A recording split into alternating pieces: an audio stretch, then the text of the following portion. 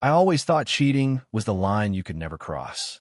That once you did, nothing could ever be fixed again. But maybe nobody cheats just because. It happens when something inside quietly dies. Not love, but hope. My husband Anton and I had been together for 8 years. We married young, at 22. Back then, I believed love was enough. That if you loved, you could survive anything. He was calm, reliable, a little withdrawn. Worked as an engineer, rarely talked, but was always there. We rented a tiny apartment, saved for a house. Dreamed about kids. Then everything turned ordinary.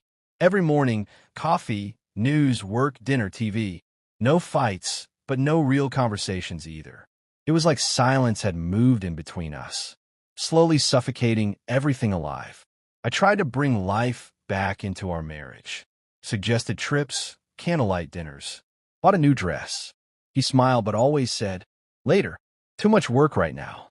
And that later became our normal. Then one day, a new guy joined my office, Ilya. He was different, energetic, attentive, always joking, bringing me coffee, noticing small things my husband never did. At first, I thought nothing of it, but soon I caught myself waiting for his messages, smiling when I saw his name pop up. I tried to stop it, told myself, it's just harmless attention. But one day he asked, "Are you happy?" And I couldn't answer, because I didn't know. That night, Anton came home late again. I sat alone, staring at a cold dinner, and thought, maybe he doesn't care anymore. I called Ilya. Vamet. It was raining, streets empty, air heavy. We stood in silence for a long time. And then, I let myself be weak for the first time. I thought it would make me feel free, but only made me feel heavier. Every time Anton said, "I love you," it felt like those words weren't meant for me anymore. He became distant, secretive, always with his phone, often working late. And I thought, maybe he's cheating too. One evening I couldn't take it. I checked his messages. There was a woman's name. No photo, just short phrases. "I miss you. Thanks for last night." My world collapsed. Everything I believed in gone. I tried calling Ilya, but he didn't answer. The next morning, I got a message from him. "You need to know, your husband knows everything. He's the one who hired me." I froze. Called Anton. He said calmly, "Come home. We need to talk." When I walked in, he was sitting in the kitchen. There was a folder on the table, filled with photos. I sat down. He looked at me and said, "I didn't hire him to humiliate you. I just wanted to understand when we lost US." I didn't say a word. He continued, "You cheated because I disappeared. I became a ghost. Work, bills, routine. I thought providing was the same as loving. But you just wanted someone to see you." We sat in silence for what felt like forever. Then he said, "I still love you, but I don't know if I can forgive."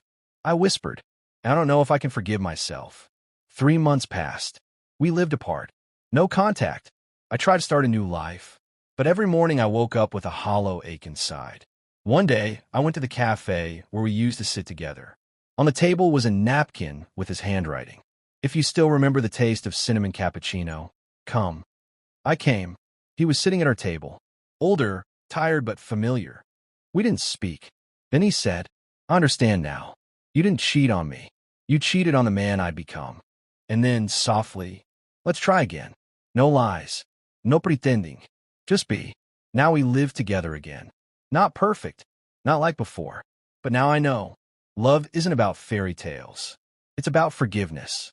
It's about not running away when it gets hard, but staying. Sometimes betrayal isn't the end. It's a mirror, showing everything you were both too afraid to see. And if you have the courage to face it, maybe it's not too late. 3 months later, I received that napkin. His handwriting, his cafe, his words. But Anton was dead. Still, I went. I told myself it was just a coincidence, maybe a cruel prank, or my mind playing tricks on me. But deep down, I knew. There are things logic can't explain, like guilt or love that refuses to die. The cafe was almost empty. Evening light poured through the rain-streaked windows, soft and gray. And there he was, sitting at our table, the one by the window. Same coat, same quiet way of holding his cup. For a moment, I couldn't move. He looked older, more fragile, but real. He smiled faintly. "You thought I died," he said. His voice was calm, almost tender. But I just needed to. My breath caught. I didn't know whether to cry or run. "Anton," I whispered. "Ow!" He looked down, his fingers tracing the edge of the cup. "The man I was, he's gone," he said. "The one who loved you without really seeing you. The one who thought love meant paying bills and fixing things instead of listening. That man had to die so I could finally understand what you were trying to tell me." Tears blurred my vision. For the first time, he looked straight into my eyes, not through me, but into me. "I used to think cheating was the end," he continued softly. "But maybe it was a beginning. The moment when we both saw the truth, that we were already lost long before that night." He reached across the table and took my trembling hand. "Let's start over. No lies. No pretending. Just be." Outside, the rain began to fall harder, a steady, forgiving sound. I wanted to speak, to ask 100 questions, but none came out. Because maybe this wasn't about explanations. Maybe this was mercy. For a long time, we sat there in silence, two people who had broken each other, and yet, somehow, still found their way back. His thumb brushed the back of my hand, warm, alive. And in that touch, I felt everything we had lost and everything that might still be found. When I finally looked up, he was smiling, the same soft, half-shy smile from our wedding photos.